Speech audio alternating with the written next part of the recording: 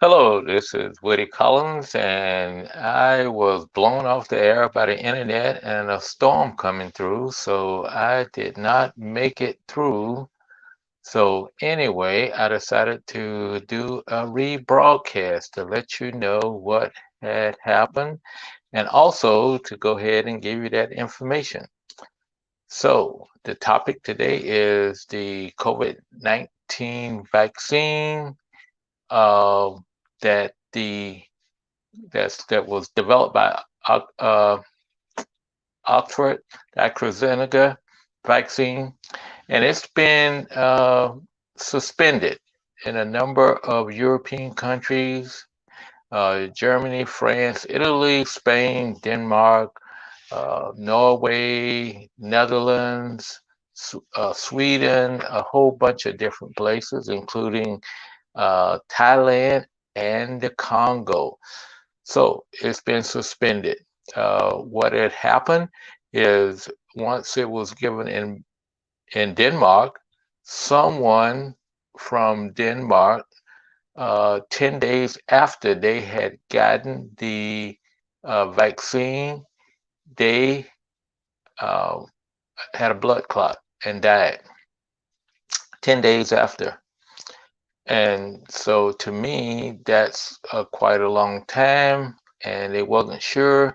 However, there's only been, out of all the vaccine that's been given to the around the world, mostly in Europe, over 5 million of them so far. There's only been 5 cases of people having blood clots. I'm not sure all 5 of them died or not, but so that's the reason why the WHO says it's not worth it's the risk is very low, so go ahead and do it. But then the countries are saying, well, we're not sure. Let's test this. Let's go and see if we can really find that those vaccines were the cause of the uh, was the cause of the blood clots, and if so, but they haven't determined yet. They're doing testing. They're going to try to figure out whether they can prove that the blood clots did cause the vaccine. I mean, did cause the blood clots after the vaccine. Uh, like 10 days is a long time. I'm not sure what the time period is on the other ones. But one of the things that I was thinking that uh, in Congo, you have a different circumstance.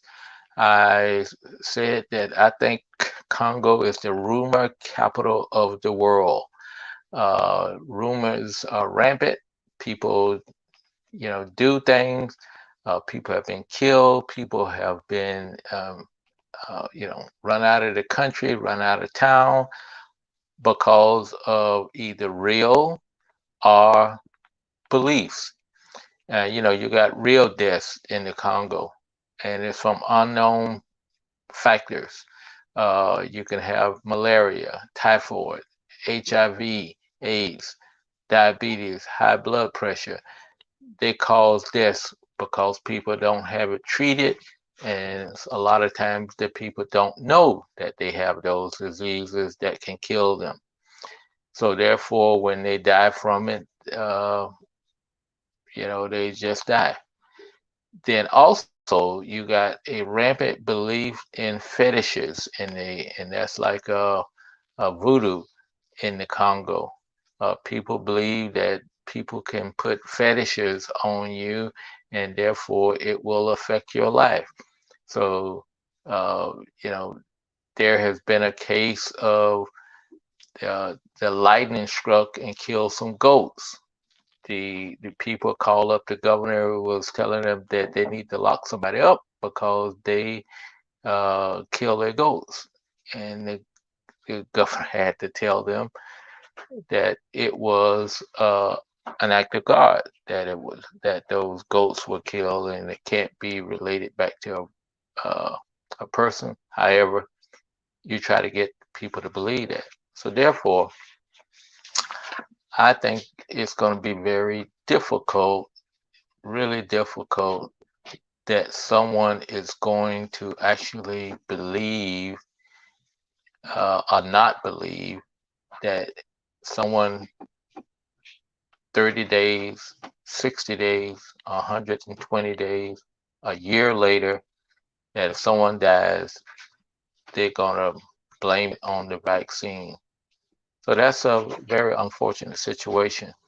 So therefore, if someone's got, get the vaccine, you know, they could have a traffic accident. Oh, the reason why they had traffic accident is because they fell asleep because of the vaccine. So the vaccine is going to be blamed for many, many deaths, and which, you know, probably in a lot of cases, it probably won't be because of that.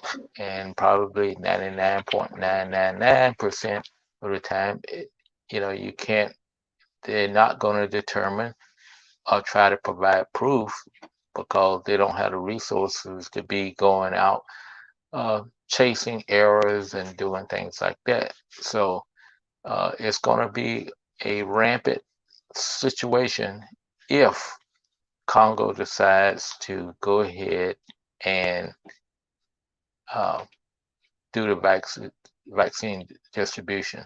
So therefore, I think maybe the government, unless there is some really straightforward, convincing evidence that they they probably will change their mind and not do it because they know that people are going to blame, the government, blame Europe, blame everybody for anything that happened in the next century of what things are going on there because it has been Europe has suspended it. They're not going to get the information, even if they get the information that it was not a causative factor on why the people had blood clot. It's going to be realized that it did.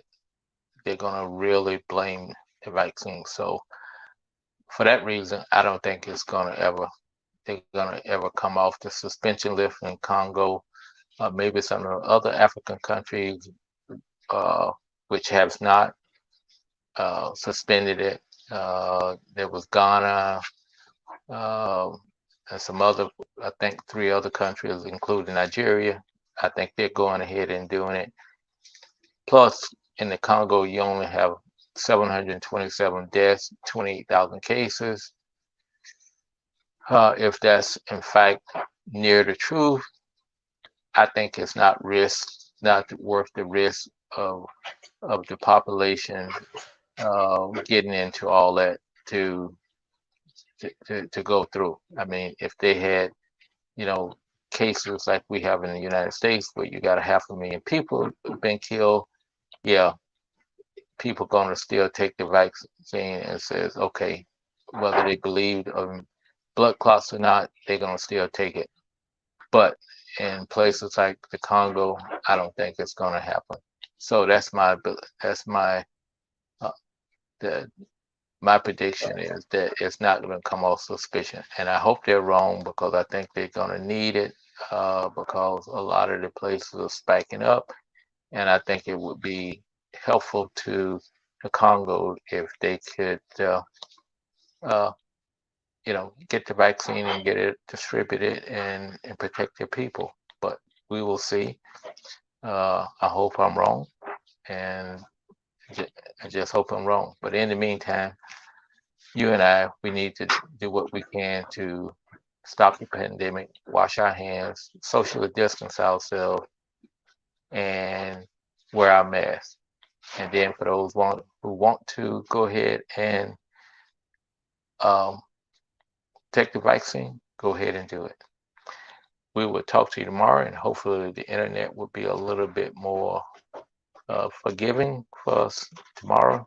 But it was a thunderstorm rolling through, and I think that's what knocked us off there. Thank you. Talk to you tomorrow.